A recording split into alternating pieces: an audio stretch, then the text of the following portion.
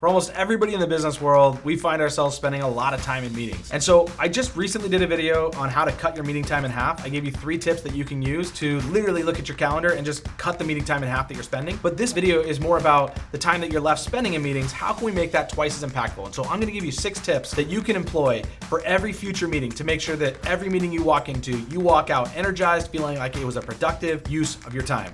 All right, so the first thing that you need to do is you need to make your meetings half as long as you think they need to be. So if somebody asks you for an hour, give them a half hour. Somebody asks you for a half hour, give them 15 minutes. What I've found is that meetings tend to be a lot like kind of a cage for a reptile. If you have a snake and you give him this huge terrarium, he's gonna grow to be 6 or 8 or 12 feet long. However, if you take that same snake and you put him in a 3 or 4 foot terrarium, all of a sudden he only grows to be 2 or 3 feet, right? We'll grow to the size of our space. And so if our space for meetings is 30 minutes, we'll take all 30 minutes. If it's 15 minutes, we'll find a way to get everything that we need to get done in 15 minutes. And so every time somebody asks you for an hour, offer them a half hour. If you find that a half hour isn't long enough, you can always extend it. But what I would do is start by shrinking or cutting every meeting time in half for what people think it should be, and then move or expand outward from there. The second thing that I want you to do is when you enter the meeting, start with the most important agenda items first. I see so many teams that create an agenda item, there's 10 items, and they just start top to bottom, or maybe there's a couple agenda items that they can kick off the list really quickly, and so they start with those,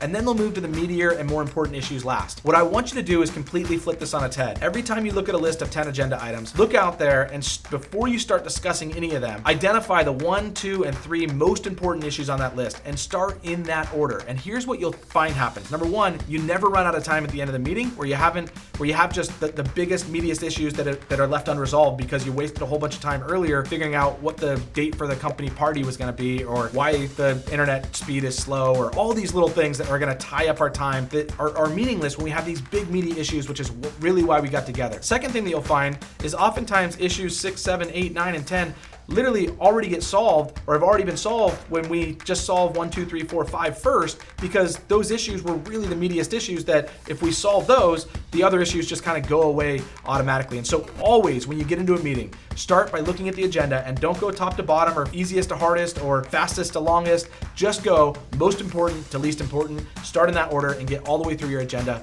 that way. The third thing that you can do to make your meetings more impactful is do not waste a single second in meetings providing updates, right? Updates can be sent ahead of time.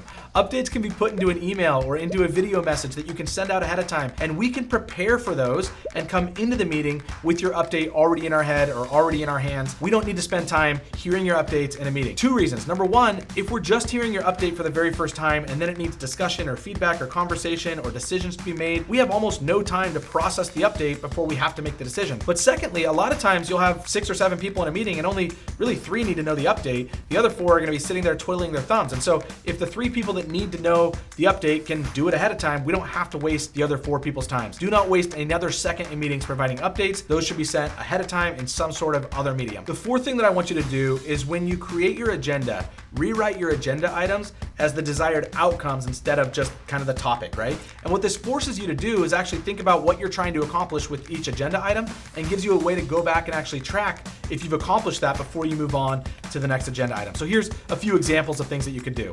Maybe KPI reporting is one of your agenda items, and this can be rewritten as review KPIs to identify any potential issues or discussion topics. So now we know that we're not just reporting on our KPIs, what we're actually trying to do is identify the issues and then figure out what discussion topics we need to extract out of that and what issues need to be solved. Maybe you have an agenda item on there that's project roadmap, where we're trying to figure out kind of what the project roadmap is and next steps. So why don't we just rewrite that as set clear priorities and goals for the next 30 days for project X. We now know when we write it that way exactly what we're trying to accomplish with the project update and the project roadmap. We're looking 30 days out and we're identifying all the things that need to be done over that period of time. Maybe you have an agenda item that's financial update, and this could be written as understand the previous month's finances and budget for the future month, right? And so when we start to really identify clearly what our outcomes are, it does 2 things. Number 1, it helps to keep us on track. So if we start to get off track or off task, we can pull it back and say, hey, are we actually discussing this topic right now, which has a clear desired outcome, or have we gone off on a little bit of a tangent? The second thing that it does is before you move on to the next agenda item, you can clearly ask, did we accomplish this outcome? It will be a clear yes or a clear no. If the answer is yes, you can move on to the next agenda item. The 5th thing that I always do is I just don't allow any technology in meetings. What I find is that technology is distracting. period. There's no ifs, ands, or buts about it. It's distracting for the person using it. It's distracting for the person on the other side of the screen who doesn't know if you're text messaging a friend or if you're taking notes for the meeting. And so I understand that every now and then there's technology that needs to be a part of a meeting. We need to see an agenda or a presentation. We're looking at numbers or budgeting or finance or all these things, right? There's times that we need to actually use technology in meetings. So my rule is this: if we do allow technology in meetings, we only use it on a shared screen. We should only be discussing one topic at a time as a team, right? We should all have 100% of our energy and focus in the exact same discussion. And so there's no need to have more than one screen. And so if we need a screen or we need technology, make sure it's shared so that everybody can see exactly what's on that screen. It will eliminate the temptation for somebody to check their email real quickly or pull up a website that they were looking at, or kind of divert off into tangents where they remove their focus from the topic or the discussion or the conversation taking place and move into other things. So no technology at meetings. If you have to have it, make sure it's a shared screen. What I find is not only is it less distracting for the entire team where we can all center the conversation, but we want to get back to our phones. We want to know who's texting us and what emails have come in and all that stuff. And that anticipation and anxiety causes us to shorten the meetings. So when a meeting starts to get a little bit long, people will really quickly pull it back on track, say that we've got other things to get back to, because really they just want to check their text messages. And I'm okay with that as long as it means shorter meetings for everybody and we're getting more done in those meetings.